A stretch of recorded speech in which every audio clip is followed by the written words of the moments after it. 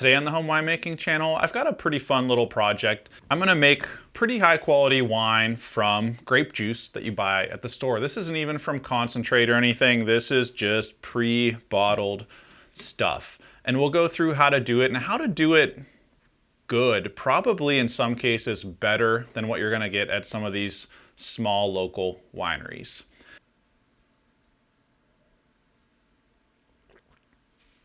Oh yeah, they're gonna be liking that. That is very sweet. If this is right up your alley, make sure you click subscribe because I've got 4 more exotic, you could even say, juices that I'm gonna be making wine from. These are just fun little off-season projects, even if you're a pretty professional grade winemaker. The juice we're gonna do in this video is Welch's 100% Concord Grape Juice. So if you've ever had a Concord grape, it smells distinctly Welch's. Some people call it foxy. I think it just smells like that juice smell from when I was a kid. I like to check the label though before I buy a juice that I think I'm gonna turn into a wine. I wanna watch for things like potassium sorbate or sodium benzoate, basically any of those preservatives that are gonna really make my yeast struggle. We don't want a struggling yeast, or you can get some real off smells that can lead to off flavors later on. I do see ascorbic acid. That's not a big deal. Some people might mix that up with sorbic acid. Sorbic acid is potassium sorbate, or it's what it creates when mixed with water. Ascorbic acid, just vitamin C. It's not really gonna cause us too much trouble. I don't really see anything alarming on this label, though. A little bit of citric acid added, all that's gonna be perfectly fine. I did run some numbers on this. I checked the pH, which you don't really need to do because I've done it for you. And we're sitting at about 3.2, which is a happy place for a Concord wine. It's pretty acidic. We don't really need to worry about that wine, too much risk of spoilage or anything, because we're kind of in that happy wine zone. You can get a few things off the label though that can save you a couple measurements. For instance, I see we have 35 grams of sugar per 8 fluid ounces. Unfortunately, fluid ounces is a measure of volume, so we can't get an exact conversion, but let's say that with this being a little bit more dense than water, there's probably about 30 grams of this juice in 1 fluid ounce. So we're gonna get about 16% sugar. And I verified that with my hydrometer, and that's exactly where we're sitting. For a wine, that's a little bit on the low end, but you could be perfectly happy there. What I'm gonna do though is I am going to go ahead and add a little bit of sugar to bring it up to 18% sugar, or 18 degrees Brix. That's gonna give us about just over 10% alcohol. You can know that or estimate that by multiplying your percent sugar or degrees Brix times 0.57. Some other column ingredients that I have here are a good strain of yeast. A lot of people use EC1118. It's perfectly fine. I've been really liking Sensi, which is a little bit more of a modern strain. It won't create hydrogen sulfide, which is something a ton of people struggle with, especially at home. So that's what I'm gonna use here. I've also got some potassium metabisulfite. That's gonna be important, especially if we want this thing to sit on the shelf for any period of time. And I've got potassium sorbate. Now I mentioned I don't wanna see that in the juice, but when we're done fermenting, I'm gonna back sweeten this so it'll be representative of what you think a Concord wine should taste like, which is basically that yummy grape juice. It's kind of the crowd pleaser, the wine for people that maybe aren't that into wine yet. So we'll use some potassium sorbate, and that will allow us to back sweeten this wine without risk of re-fermentation. And if you're gonna do that, make sure you watch till the end, because if you don't do that right, it'll still re-ferment. You'll blow corks everywhere and you'll have wine spray all over your house. And then with this Sensi yeast, it's a low nutrient need yeast, but I'm still gonna add a little bit of yeast nutrient. You can add Fermate K. I'm gonna keep it simple, and I'm just gonna add diammonium phosphate, which is kind of the cheap yeast nutrient you can get at any home brewing store. This is about 3 quarts. I'm gonna add enough to bring my nitrogen levels up by about 50 parts per million. So I'm gonna add somewhere about 0.8 grams to this, and that should just keep things going smoothly, make sure it doesn't stall out, make sure we don't get any weird off smells with our fermentation. Now, if you're used to home brewing with beers, you're gonna be sanitizing like crazy, washing your hands, not touching anything. And if your beer or wine goes bad, you're gonna think it's 100% I just must have contaminated it. Well, I can tell you there's like 100 ways a wine can go bad, and almost the least likely thing to happen is gonna be from contamination. With a pH of 3.2, most things that could thrive in beer just aren't gonna survive in wine. And if we're making this wine from, say, grapes from the vineyard, we're not gonna sanitize them. They're gonna come in, and you can imagine everything bad that could exist on those grapes is probably there, and I mean that microbially. So we always work under the assumption that the wine is, or that anything that could spoil the wine is already in the wine. This one, being from the store, you can expect that it actually kind of is sanitized, so things are a little different, but just keep that in mind. Watch some of my other videos. You can learn how to make wine and learn how wines really do spoil, and not run on this wild goose chase thinking you didn't wash your hands good enough. So to get started, we're just gonna go ahead and dump our 3 quarts into our 1 gallon little glass jug here that we're gonna use as a fermenter. And really the only reason I'm doing this is because I need some head space. This thing could foam up a little bit when it's fermenting, and I like to leave about 20 or 25% head space, or else I could spill over the top.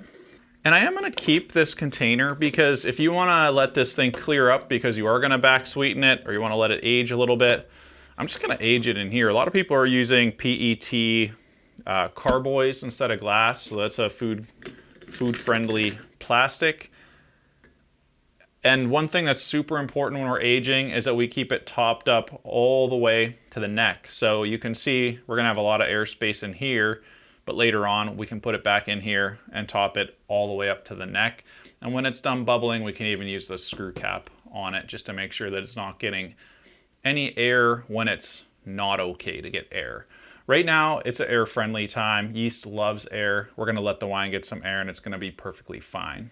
I mentioned the cleaning of your hands. You can be sure also, my winemaking space here is just teeming with all sorts of yeast strains. The air is probably loaded. So it's gonna be realistically almost impossible not to let some other strain of yeast get in there.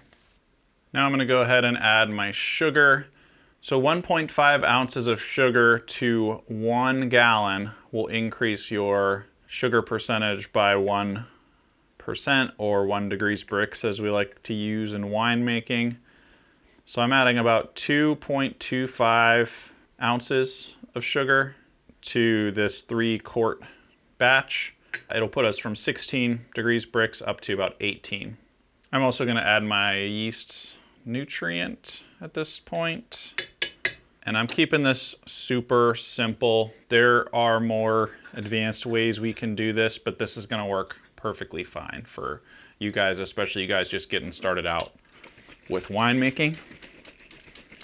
Something interesting, the primary sugars of a grape are fructose and glucose. Now, when we added table sugar, we added sucrose. Sucrose is a sugar that is composed of fructose and glucose, but they're bound together.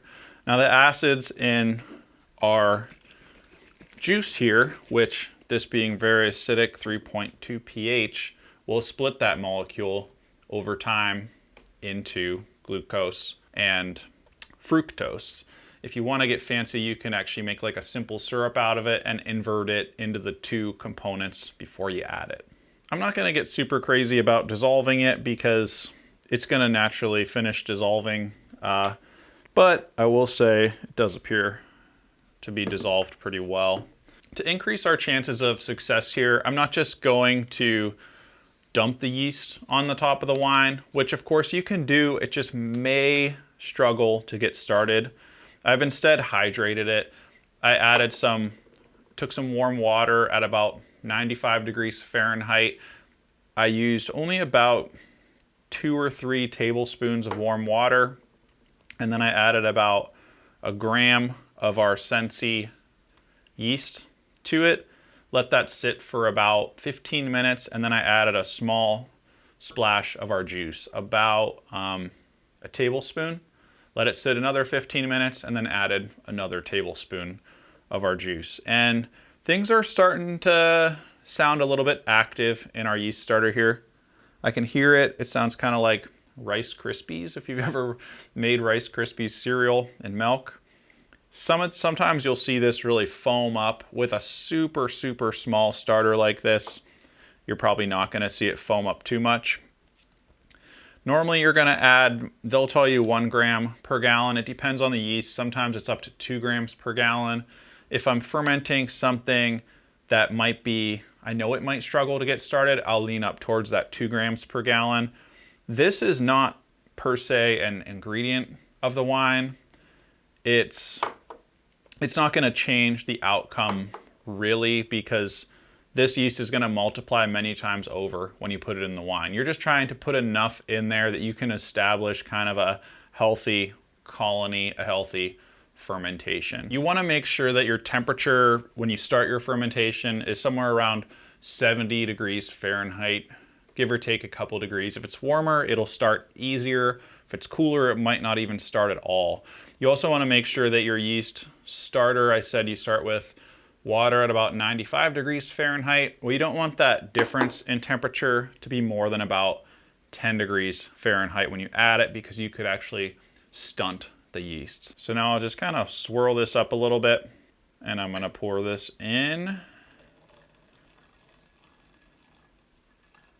And the key right now is just keeping fruit flies and things out of here. You do kind of want a little bit of air. I'm gonna put an airlock on it, but once a day I'm gonna take the airlock off, give it a good swirl, and just make sure a little bit of air gets in there just to help that yeast sort of multiply. Yeast really likes to multiply more in the presence of air. It's also going to prevent that yeast from getting reductive, so it's going to help prevent those rotten egg type smells that can happen during a fermentation.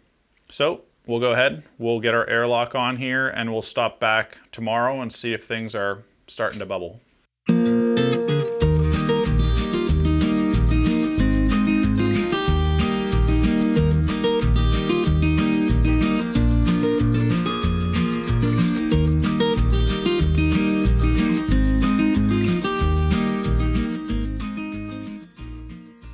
It's been 3 weeks since I started these 2 little batches of Concord, and they're just about wrapped up. You can wrap a fermentation up in as little as 70 days, but we fermented a little bit cool at about 64, 65 degrees. It helps preserve those aromas and also helps that yeast create fruity esters, which will be favorable in kind of a fruity wine like this.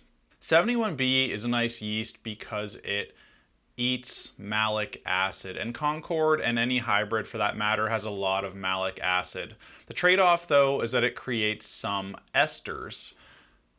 Again, in a wine like this where it's a fruity wine, those esters are going to be generally welcome.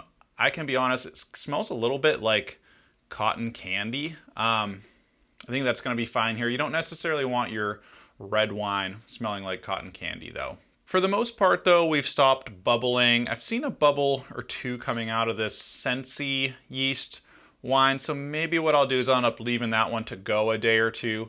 But this one here, I'm gonna go ahead and take a look at the specific gravity, or the basically take a reading on the hydrometer, just see where we're at here. And what I'll also end up doing is taking a look at it with the pH meter to see if we're really seeing any difference in the pH with that malic hungry yeast. Not sure that it's going to be that noticeable because even that Sensi could be consuming a little bit of malic. And during fermentation, I had been swirling these up, churning up all that yeast that had been settling out about once a day, and also taking the airlocks off when I was doing that, just to make sure that yeast could get the air that it needed to stay happy. While you're doing that, you're also sniffing it. If you catch any rotten egg smell, that will be hydrogen sulfide. It's a sign that the yeast is getting stressed. Usually it's air starved, but it could be nutrient stress, could be temperature stress. So if you get that rotten egg smell, usually what you're going to want to do is give the yeast a little bit more of that yeast nutrient and also splash it up. Give it as much air as you can. Just keep an eye on your temperature too. Just make sure you're not completely out of whack there. All right, so we're at about 0.998, which is just under 0 degrees Brix. It'll probably go a little bit lower, but since we're going to be back sweetening this one anyways, what I'm going to do is I'm going to pour it off this yeast that has settled out. We'll sulfite it. I'm going to give it about 60 parts per million, and that's going to work out to 300 milligrams of potassium metabisulfite for this 3-quart batch. You could also, if you don't have a scale, use 1 Camden tablet. It's going to give you a little bit more than 60 parts per million, but it's going to be all right. Now I'm going to take a look at the pH. The pH when we started was 3.2, and at a couple weeks in it was about 3.3, and now it's about 3.31. Feel free to take a sip of your wine at this point. It's going to taste a little bit tart, a little bit sour, and that's going to be because you're used to drinking a Concord wine sweet. You're not used to that high acid content without sugar to balance it out. So we'll be addressing that later. And this is interesting. The Sensi yeast, which is a non-hydrogen sulfide producer, which I love, but not necessarily known for consuming acids, appears to be consuming even a little bit more acids than the 71B, which is known to consume malic acid. This is sitting at about 3.37 right now, and they both started at the same place. I'm going to keep things really simple for equipment because I know a lot of you guys aren't fully stocked winemakers like I might be. So I'm just going to use a funnel, and I'm going to pour this back into the container that it came in. Again, just keeping things kind of cheap for you guys. And what I'll try to do, oh man, that smells good. What I'll try to do is leave as much of this yeast that has settled out in this other container. And I'm going to have to be kind of careful here because it's going to try to foam over on me. A little air is not a bad thing right now. It's still early. This yeast is, it's really air hungry. If you have a racking cane, feel free to use that. You can kind of be a little bit more efficient at keeping the sediment kind of out of it. And I'm going to go ahead and pour my 0.3 grams or 300 milligrams of potassium metabisulfite. Just going to really slowly pour that in. I've dissolved that in water. Anytime you're adding potassium, any form of potassium to a wine, you want to pour it relatively slow because you don't want to oversaturate that wine with potassium and force it to start dropping any crystals. So now I'm going to kind of gently degas this. It's going to help things settle out a little bit.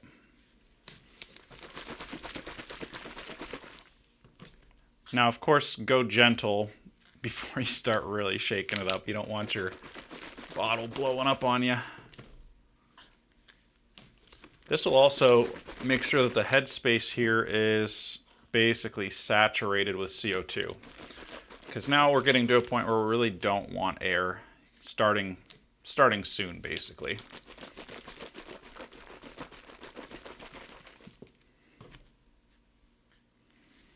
Yeah, and I'm not seeing a lot more coming out of here. Maybe what I'll even do is just give this a little squeeze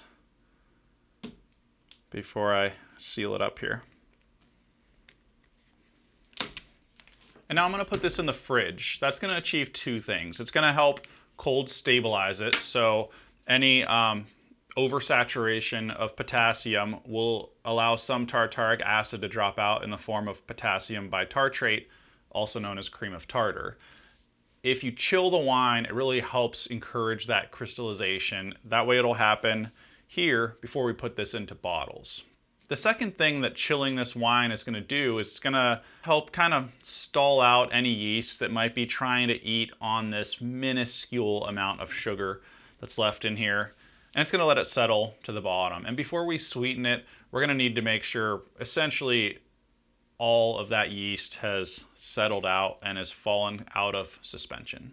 You'll notice I didn't use any tannin. A lot of people like to use tannin. I love to use tannin when I'm making red wines.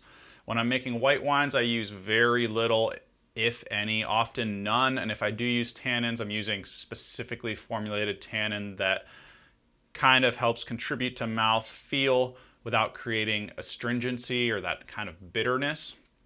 This wine being like a kind of a crowd pleaser type of wine, not like a big, bold, dry wine, I'm going to treat it more like I would treat a white wine, and I'm actually not going to add tannin. It's also a grape-based wine, so it's going to have adequate tannin to create the mouthfeel that you need. If it was like a honey-based wine, or maybe like some other kind of fruit, like a mango or something, you're probably going to want to add tannin just to get the mouthfeel to where you would expect it to be for a wine. Otherwise, it can taste thin, almost like a liquor. These Concords have been in the fridge for a couple weeks now, and they're looking crystal clear, which is going to be important if you're going to back sweeten these. I'm just going to take a smell.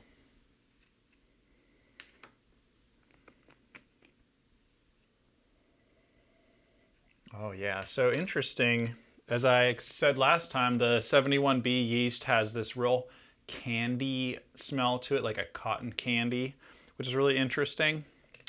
Whereas the Sensi is more of the traditional Concord that you'd expect. And it's not that this one doesn't smell like Concord.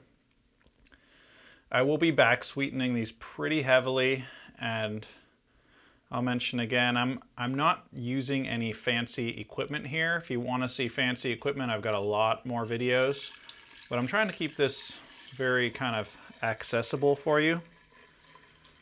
So what I'm trying to do is pour this off any yeast that has settled out.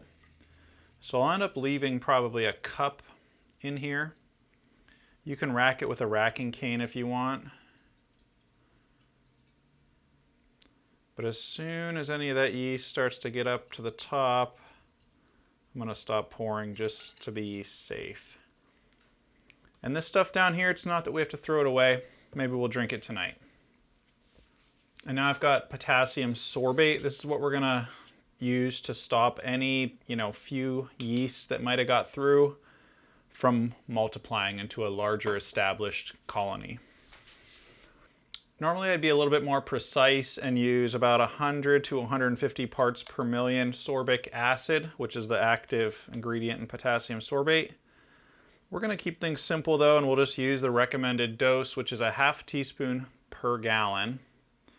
We'll add it to some water first and just dissolve it nice before adding to the wine. And it's pretty common for a Concord wine to add a little bit of water to it. The Concord flavor is just so intense usually. So I'll just kind of churn it up a little bit here.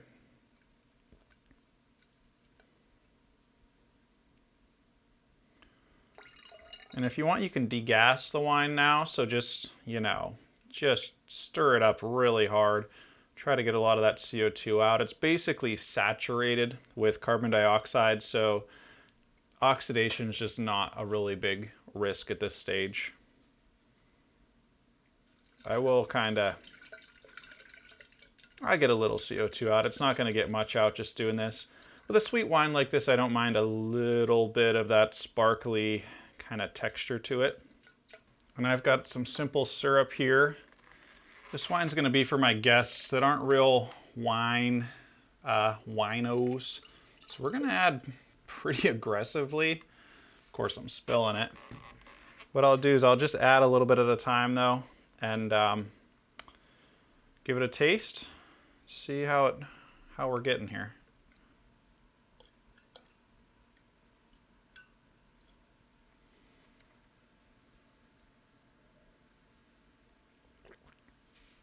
Oh yeah, they're gonna be liking that. That is very sweet. What I'll do, just out of curiosity, is I'll measure this with our hydrometer. This is reading about 1.050 on the hydrometer, which is really, really sweet. I don't normally make a wine this sweet, but this wine is for guests.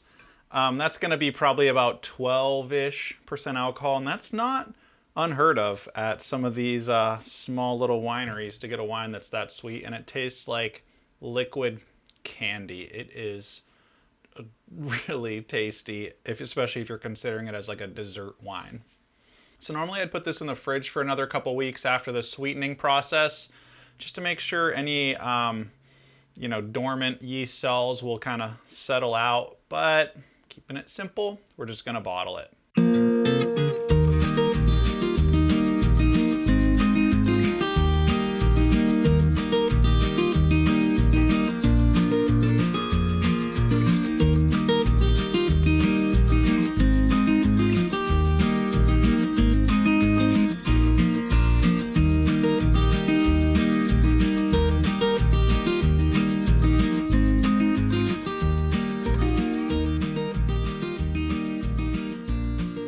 Now I will taste the wine made with the 71B yeast, which is this one with the pink label, and the Sensi is this one with the black label.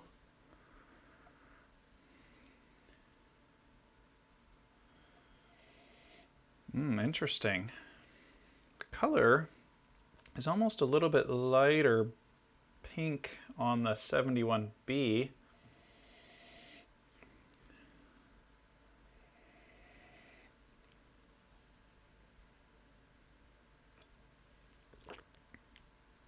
And I think the nose might actually be a hair better on the one with the Sensi.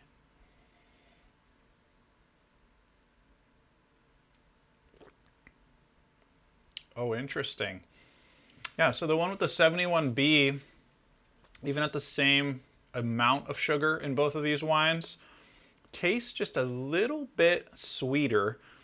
And I think it's because that yeast really likes to consume malic acid, and malic acid is what makes a wine especially tart, like a sour apple. So that one is noticeably sweeter, but this one with the Sensi yeast is more distinctly what you'd expect a Concord to taste like that foxy kind of like Welch's taste. And this one, the 71B, definitely has a little bit of that cotton candy on the nose, which is the esters that kind of come as a byproduct of the yeast consuming the malic acid. Yeah, very interesting. Pretty distinctly different wines.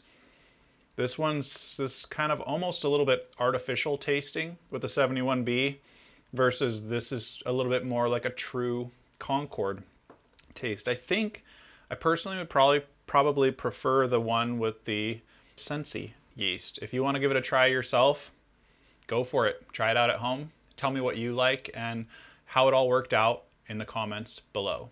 Thanks for watching.